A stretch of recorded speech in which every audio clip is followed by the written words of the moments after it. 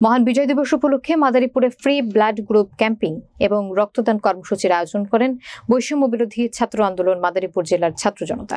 বিস্তারিত দেখুন মাদারীপুর নিজস্ব প্রতিনিধি ইসমাইল খান হৃদয়ের প্রতিবেদনে।